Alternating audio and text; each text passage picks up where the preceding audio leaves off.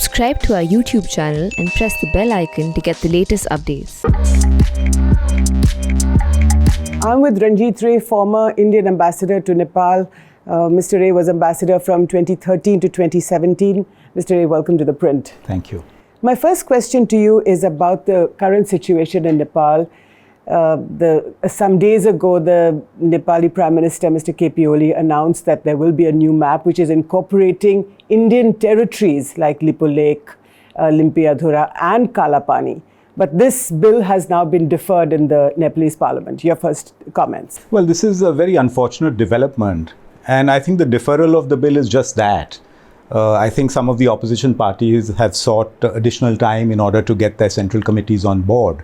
And of course, they've all said that they will support this bill very strongly. Yes, there perhaps is a little more time before the constitutional amendment gets adopted. But it's only a deferral, as I said. So it's very interesting that the Nepali Congress, which has historically been such a good friend of India, as well as the Madhesis, they're also on board this new bill. Well, you know, we have always engaged very deeply and intensively with all political actors in Nepal. So it's not just the Nepali Congress or the Madhesis. Equally, it's the communist parties. Earlier, you had the Maoists and the UML. Now, of course, you have the Nepal Communist Party. But I agree with you that, after a rather amazing speech that the Prime Minister of Nepal made in Parliament, where, he jocularly referred to the Indian national symbol, the emblem, where he referred to, the Indian virus being more deadly. It wasn't so jocular, was it? I find it amazing that the Prime Minister of a friendly country would make such remarks in Parliament. And what is even more astounding is that nobody in the Nepalese Parliament protested. Imagine if something like this were to happen in the Indian Parliament about Nepal. So certainly, I think... Why do you think that happened? Why do you think that nobody protested? This is a very complicated question. But as I was saying, we really need to be very deeply engaged with all political actors in Nepal.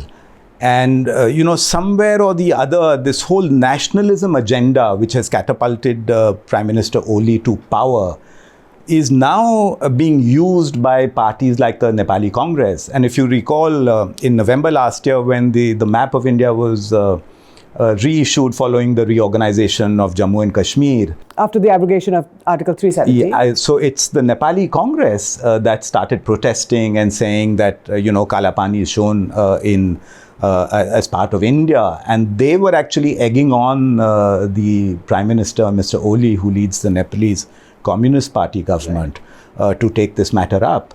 So you can see that it's both the communists and the democratic forces and even the Madhesis that are on board on this issue. But a new map, Mr. Ray, surely it's not overnight that a government makes a new map.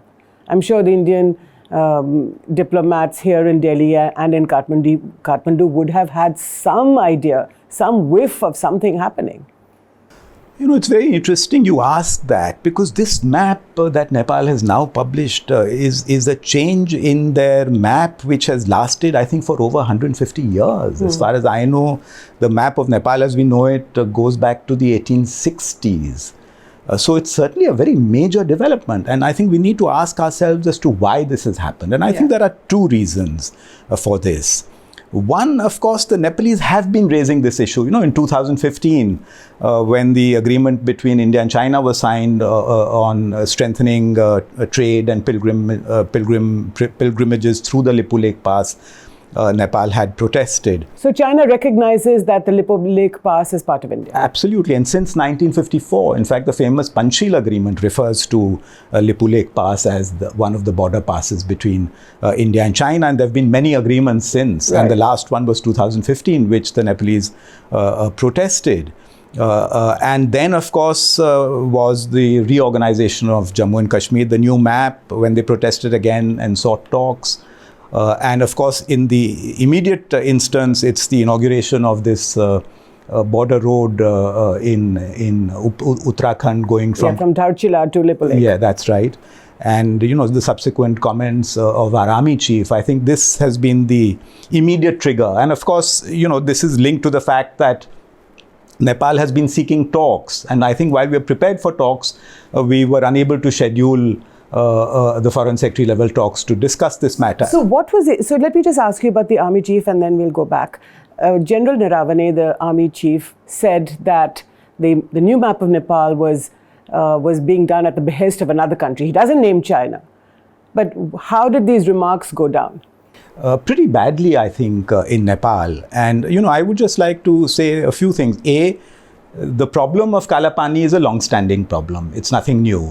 B, yes, China's role has certainly increased, and it's no longer just trade and investment and connectivity projects. It's very deep engagement and intervention in Nepalese domestic political processes. And recently, when Prime Minister Oli was under threat from his own party, the Chinese ambassador in Nepal played a very active role in sorting things out. So clearly China is very deeply involved. And the third point I want to make is that China has issued a statement saying this is really a bilateral matter between India and Nepal. And I just want to make the last point that I personally feel these are political issues, diplomatic issues to be resolved at that level. At the highest level between the two prime ministers? Well, we have a lot of engagement and mechanisms, and we have actually established a mechanism to deal with issues such as the boundary, the 1950 treaty, and this is the foreign secretary level mechanism, which I believe should be convened. Now, going back, I said this is one aspect that was the trigger. The second thing, of course, is the fact that the leadership of the Nepalese Communist Party tends to use anti-India nationalism to consolidate its own hold and position in Nepal. So as I was saying, Prime Minister Oli was on a very weak wicket in his own, within his own party, and there were moves afoot for leadership change and things like that. And I think this issue has been a godsend, or it's been like a lifeline for him. In what way? In the sense that he has been able to project, to whip up this anti-Indian nationalist sentiment. And this is really what he used in the last elections as well. To come into power. So it's certainly consolidated public opinion in Nepal, in favor of the new map of Nepal, where India is made out to be, the big brother who's not dealing with India fairly. And Prime Minister Oli is the one person who can take these strong measures and stand up to India. But I don't understand this, Mr. Ray. If we keep saying here in India and in Nepal, you always hear this, that India and Nepal have this very old civilizational historical relationship. Sushma Swaraj, the former foreign minister, called it the roti beti ka rishta. But if we have this roti beti ka rishta, then why is it that this big brother syndrome is constantly an undercurrent? No, this is very true. And what I want to say is that the relationship between India and Nepal is not just the relationship between the government of India and the government of Nepal. It is probably the most intimate relationship there is between two countries in our region, I think. And, we have an open border. And of course, you've referred to the close familial links. And this roti beti rishta is not only in the Tarai areas, but it goes through all of Nepal, in the mountains, in the Sudur Pashchim, far western Nepal. So the relationship, of course, is very complex. And, A, it's the asymmetry in the relationship. B, it's how Nepal looks at itself. It looks at itself as their founder said, it's a yam between two rocks. Between India and China. India and China. And three, Nepal, sees itself surrounded by India and utterly dependent on India for access to the rest of the world, for its trade. Bilaterally also, it's very dependent on India. So Nepal's foreign policy strategy has always been to try and create greater political space for itself. And the problem is that whenever there is a problem or whenever there is an issue that crops up between India and Nepal, Nepal's default position has been, A, this anti-India sentiment, and B is the so-called China card. Right. And we have seen this again and again and again, in our contemporary history. But when Mr. Oli used the anti-India sentiment in the last elections, for example, and you say that this has come as a lifeline, so are you saying that he was unpopular, increasingly unpopular in Nepal? Well, that is my sense. This is what all my friends in Nepal tell me, that his government was quite unpopular because it hasn't really been able to develop Nepal or to contribute to the rapid economic prospects. And secondly, even with regard to the present COVID pandemic, the government has been quite unable to handle this as effectively as the people would want. So clearly, the government of Prime Minister Oli was under considerable pressure. And of course, most of this pressure was from within his own party. It was not pressure so much from the opposition, but A, from the public, and B, from within his own party. So when General Naravane made his comments on Nepal and on the Lipulekh Pass issue, you said that didn't go down well at all. Absolutely. And I think that, that precipitated matters in a sense. So first of all, an Indian Army chief making comments which are of a political nature. How does that look? As I said, that, this matter should be handled really by diplomacy and by the diplomats, and especially given the very strong relationship between the Indian Army and the Nepalese Army. I don't think anything should be done that causes any problem in the relationship between the two armies. And here I must say that the Nepalese Army chief has not responded, but the Nepalese defense minister responded, and I was again amazed at the unparliamentary language where he called this a political stunt. I mean, that certainly is no way of responding to a comment from a friendly neighboring country. You dislike the comment and you can say that, you disagree, but to call it a political stunt, I think goes beyond diplomatic etiquette and protocol. And the Indian Army chief is an honorary chief of the Nepalese Army as well. Traditionally, I'm not sure whether General Naravane has been to Nepal since he took over and whether the special investiture ceremony has been held. But yes, traditionally, the Indian Army chief is an honorary general of the Nepalese Army and vice versa. So as all hell has been breaking loose in Nepal and in the Nepal-India relationship, what has Delhi been doing, or what have both sides been doing to repair this? I think Delhi is very actively engaged at various levels with the Nepalese political parties. And I think, Delhi has already communicated its willingness for talks. So my sense is that the only way to try and resolve this issue is to begin talks. And the sooner the better. There's no need to, delay talks. You can have virtual talks, as the Nepalese have been saying. And I think right now, as you referred to the fact that the constitutional amendment has been deferred, for a bit, I think this creates an opportunity, and I'm sure some understanding, if it could be worked out, whereby the amendment perhaps is not immediately taken up, and we begin the process of talks. Perhaps we could move to a better position than we are in currently. But it seems that the Ministry of External Affairs doesn't really have time, because the Nepal's ambassador to India, Mr. Acharya, has told the Kathmandu Post that he's called several times, he's called the MEA several times, and he gets no time to meet anybody. So I'm not personally aware of this, but my sense is that engagement, discussions, talks must continue at every level, irrespective of how offended we are, because, Nepal is a very important strategic relationship. How offended we are?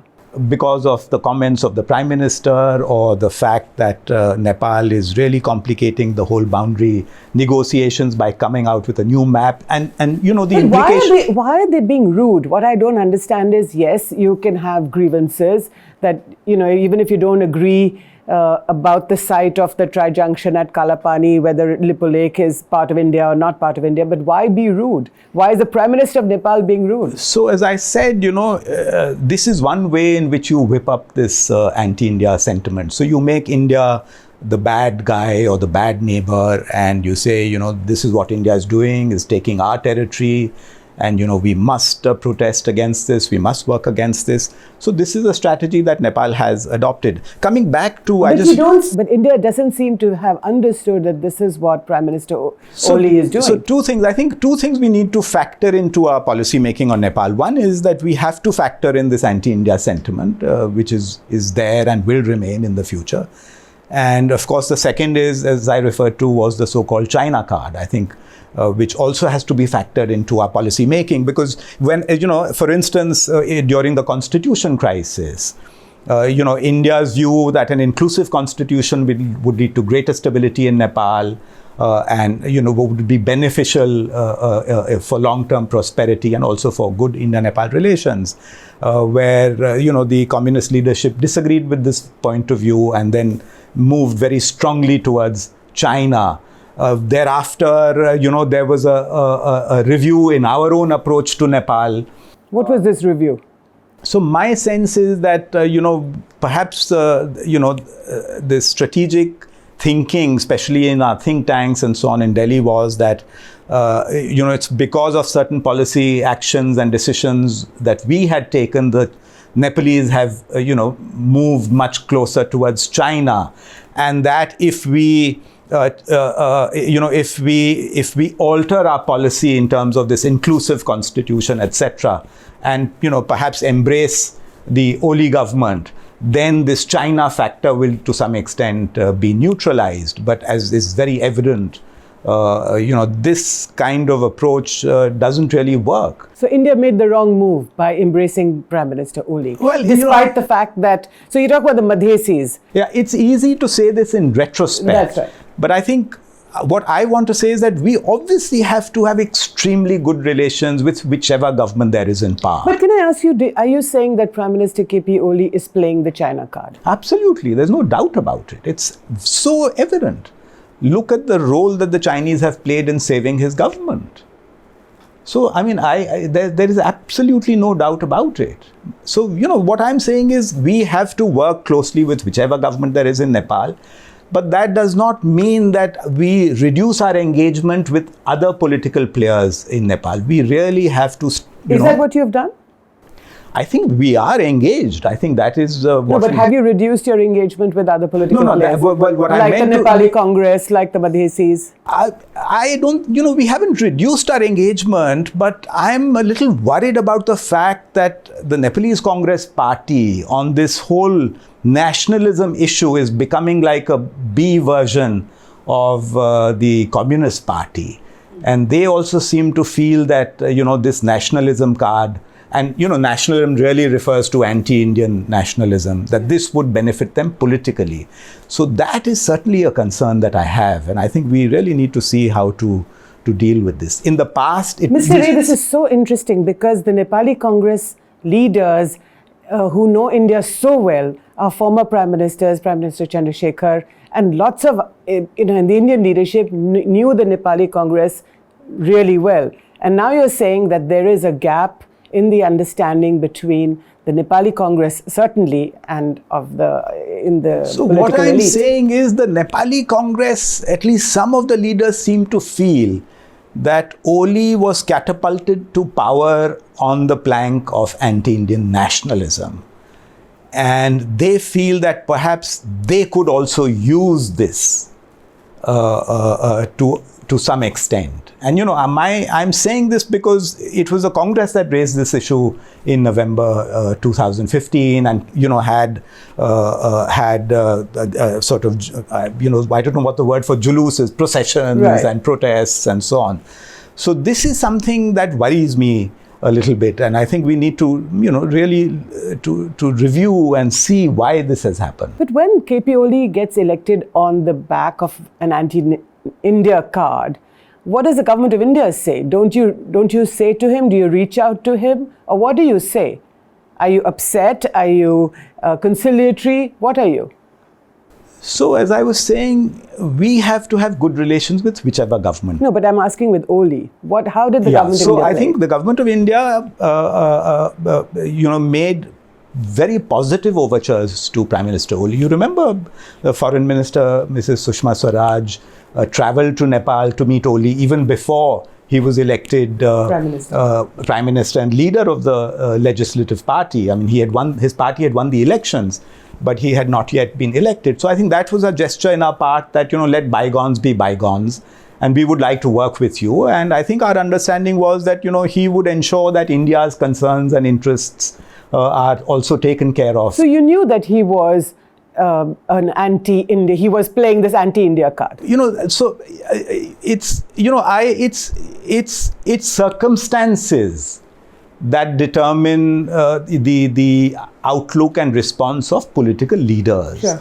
So Prime Minister Oli, for instance, at one time was considered to be, our greatest friend. Today he Especially after the Jan Andolan in 2006. And during the Mahakali Treaty, for instance, he was the one who ensured that the Mahakali Treaty was signed. But he played this India card to get back into power. Which is what a lot of politicians tend to do in Nepal. And, it's understandable because of the asymmetry in size. But you seem to have lost the plot somewhere. For there to be a new map in Nepal and India didn't even know about. So the new map is very complicated. And what are they going to do? So if this constitutional amendment is adopted, then they will have to inform the United Nations. They will inform all the countries of the world that we have a new map. I presume the United Nations would then forward the letter from the Nepalese to all other countries. India would naturally then have to say that, we don't accept this map because this is encroaching on our territory. So it's going to complicate the whole process of negotiation. So I think, this is going to precipitate matters, and it would be far better if Nepal doesn't go down this path right now. But they are going down this path. And if this is about Lippo Lake, which the Chinese recognize to be a part of India, but if you're saying that KP Oli is playing the China card, then clearly the Chinese have won, at least for the time being, in Nepal. So it's not only about Lippo Lake. With this map, what Oli is saying is he's moving the Nepalese India border far west of Lippo Lake. He's moving it to the source of Limpudhara, which is, according to them, the source of the Mahakali, which we don't accept. So it's as a result of this map, he is showing Lippo Lake as part of Nepalese territory, which the Chinese also don't accept. But having said that, if Mr. Oli is playing the China card, he seems to have succeeded in playing the China card, which means that China's influence in Nepal is far greater than you would imagine. Well, it's certainly, and this is something that has been happening over a period of time. Does it worry you?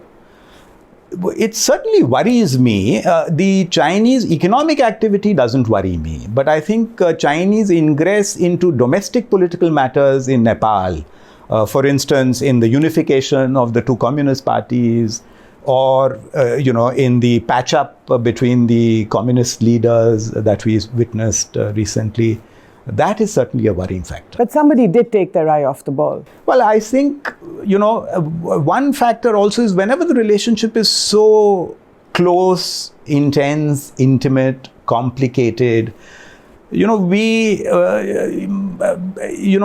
very important to nurture the relationship. You can never become complacent about any relationship. And I think it's important to be sensitive to the concerns of the other side.